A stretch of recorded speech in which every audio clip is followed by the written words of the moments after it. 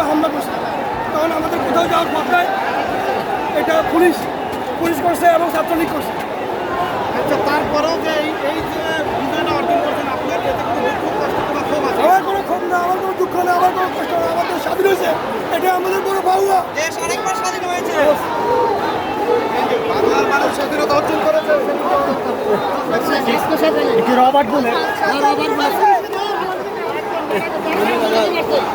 আহারে কত কষ্ট করছে রে দেশের জন্য। আল্লাহ বাইরে কবুল করো আল্লাহ। দেখেন, একটা পুলিশ জিজ্ঞাসা করে ছাত্রলীগ করে কিনা। এই পুলিশ নির্মমভাবে রবার্ট বুলেট দিয়ে এই ভাইকে কত অসংখ্য গুল্লি করে। এই ভাইদের মতো এই ভাইরা থাকার কারণে দেশটা আসলে স্বাধীন হলো। আজকে 2024 সালে স্বাধীন। দেখেন কি অবস্থা।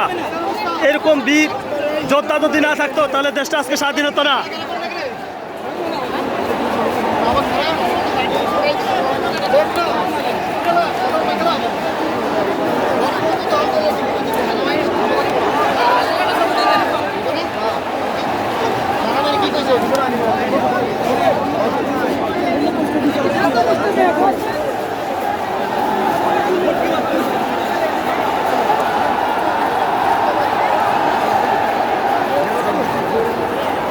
সরবরাহ মিটিং কোন পাশে ভাই?